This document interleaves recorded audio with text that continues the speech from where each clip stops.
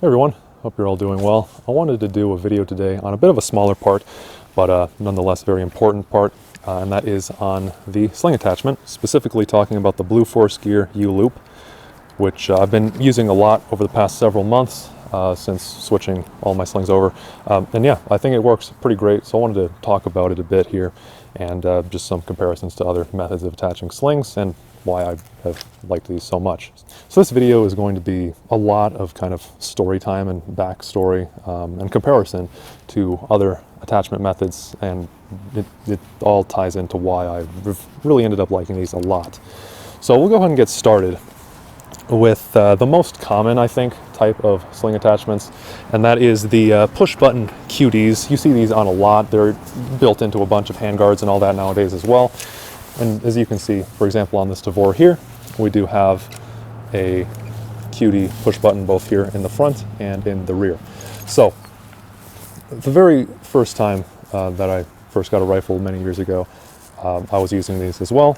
And the reason that I went away from them, I actually didn't ever use these for too long. And the reason for that is I don't know if it was a bad QC on the specific unit I got, or more likely is that it got some dirt in it or something like that. But I do think you do definitely need to maintain these quite a bit, and sometimes it can be hard to see when there is dirt kind of obstructing it. But the issue I had was when I was carrying the rifle, one of these did come loose. So even though you're generally fine as long as you make sure they're popped in all the way and all of that, I just kind of didn't trust them after that point too much. And another issue with these is they are pretty loud. If you listen to this right here, now they're not terribly loud. You have louder methods of sling attachment on the market, but I didn't really pay attention to how loud slings are, or how loud specific attachment methods can be, until also fairly recently. Which brings me to the next type of sling attachment, at least on all of my rifles that I tend to use a lot, getting rid of most of the QD push button sling swivels that I had, except in certain cases where I don't have other options to mount it. And that's going to be the HK style, or the steel sling swivels like I have here. So the nice thing about these is these are really extremely reliable. They're just a gate, as you can see here, if you're not familiar with them, that you can just push in and then just slide that onto your loop, your attachment point, and you're done. Simple, not much can go wrong with it. The major issue, actually there's kind of two of them with this, of course, as I kind of already alluded to, these are extremely loud. And this isn't even attached to a sling, so of course it's going to be a little bit louder in this case, but you can hear that quite loud. The other issue is these are really aggressive, and they're pretty bad on the finish of a lot of rifles. So if you look on this Zenico handguard I have here, I was using one of those HK type of attachments for I think close to 2 years, maybe 1.5-ish, around there. And it was of course mounted right here. And you can see there's a lot of missing finish where this whole area is just kind of silver. And I got the same sort of thing too. It's not just the aluminum alloy that they used here. For example, in the past on this end plate, I was running one of the same types of attachments. And I did paint this over at one point, but you can see there's also quite a bit of silver that you can see there. And that's all from just that type of attachment. So they're not great for that, of course. You do want the finish to protect the metal, not let it oxidize or rust. So that is an issue. However, at least for me, once I kind of became aware of how loud they really are when I was just doing some tests out in the woods, I ultimately switched to direct threading everything. Now, I think that direct threading is quite nice. I know a lot of people don't like it because it is kind of slow, but it is nice. I mean, this is completely silent where I have it direct threaded here. Of course, you're hearing a little bit here at this sling loop here, which I'll talk about later, but direct threading itself is great. It's completely silent. The other issue though that I ran into, so yet again, there's always a drawback. The direct threading is, I personally actually think, even now that I'm switching everything to these U-loops, like I have also on this rifle, on The rear, I usually still prefer like on the end plate, which is my preferred area to mount it, just because it maybe somewhat counterintuitively, it does, at least for me, help to get the sling out of the way of my cheek and all that. And also it just kind of sits better on my body, I find, when I'm walking long distances with it. And then running the front sling as far forward as possible on the handguard. But anyway, yeah, I still prefer to direct thread the back one just because it is more quiet. But I do prefer to, at least now, use a ULoop on the front one. And the reason for that is because once I went off on, so once I gave up on the HK style of sling swivels like this, I went to direct threading, and I got a bunch of these direct thread adapters, and these are quiet, so that is the nice thing about these. The problem is that I was adding a lot of bulk. If you can imagine, just got this nice slim M-lock rail here, and then I had to put a Picatinny section, and then put this on top of that.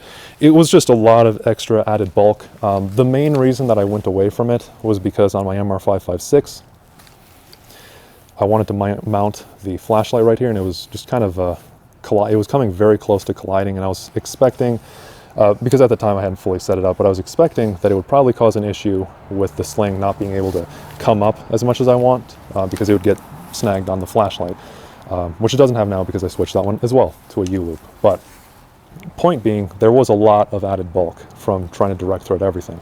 And another issue, of course, is it's just a lot of, granted, it's just one piece, but still it's a lot of extra added weight as well, completely unnecessarily when compared to this method, which does take me now to the U-loops. So as I kind of already demonstrated a little bit when I was showing how loud, or lack thereof, very quiet the direct threading is, the U-loops themselves are really quiet, but they're still not as quiet as direct threading. They never will be, but I think it's an acceptable amount of noise because they're really not that loud. If you can hear that there, not too bad. Of course, some rattling is inevitable with any sling attachment like this. Oh, and I realize I did forget to mention as well, you can get silencers for a lot of your slings, especially for these HK style, the steel sling swivels, but I have found that even with a silencer, and this does help a little bit to prevent excessive wear on the finish as well, but it never works as well. It still rattles around a lot, and it'll still wear on the finish, even if it's just a more localized area. So the U-loop, at least in my case, it solved all those issues I had. In the case of noise, it's, as I said, acceptable amount of noise. It's extremely low profile, which I do like over the direct threading, which I was using previously. As you can see in my case, I have looped this just directly through the M-lock. If you have key mod or anything like that, or really any holes in the handguard itself, you can loop it through there, and it works great in that regard. There's no need for extra attachments or anything like that. It's just there. Now, this is the U-loop. Blue Force Gear has a very similarly named, I think they just call it the wire sling loop, universal loop, and then this is the U-loop. I'm not sure why they did that, but they have a larger one where you actually have to tie it on. This one is nice. The U-loops are pretty straightforward. These are officially quick detach. I would say that they're about the same as direct threading it. They're really not that quick to detach. But the way that you attach and detach these, if you look here, so you have these two silvery balls. The top one here is completely captive. You can't remove that one. So that one stays in this little body itself all the time. And then to take this on and off, you'll just take this bottom one and you push it down, and then it slides out, and then you can just kind of turn it, and it comes out. If you are interested in doing a quick detach, definitely not for you. Personally, I think you should have a sling for each of your rifles because they're not that expensive, and it helps to just have them as a grab-and-go item then, or at least on the rifles that you want to use as like a serious, like practical use or anything like that. That's personal preference. So that covers it for everything I wanted to talk about on these U-loops. They are a small and somewhat overlooked piece of gear. A lot of people just tend to go with the push button sling swivels and just forget about it, which is fine in most cases because it does work in the vast majority of cases. But I do think that this is a better option, so I kind of wanted to spread the good word of the ULoop a little bit, because I've been thoroughly impressed, and I'm not sponsored by them or anything. Quite a good thing, I believe. Let me know in the comments if you have any other questions about these, or also I would love to hear if you do have experience with these, and either good or bad. It'd be good to hear if there is especially bad experiences with them, because I haven't had any myself. These have all been holding up really well. One thing I wanted to mention as well, these are really durable. I haven't done any extreme tests with them myself, but there's a great video. I forget the exact name of his channel, but there's a guy from Britain that actually put these onto like a really heavy weightlifting bench and was pulling, and they were holding up completely fine, which was pretty impressive. And I saw that when I was considering getting these. So these are really durable. You could put these on some really heavy guns and they would still hold up. On the note of durability, one other thing that reminds me of in regards to those HK steel sling swivels as well is those are durable. These are also quite durable. They're just a wire loop, I mean like literal cable wire, but then they are wrapped, is the important part I wanted to mention, with I believe just some polymer sort of stuff, which just helps that way. As I said, the HK loops did have an issue with kind of scraping everything, but these keep everything nice and clean, keep all the finish intact, so it's really good there as well.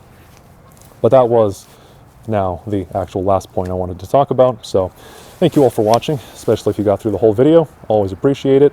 Let me know if you have any other questions or anything else in the comments below. Otherwise, I'll see you all in the next one. Take care.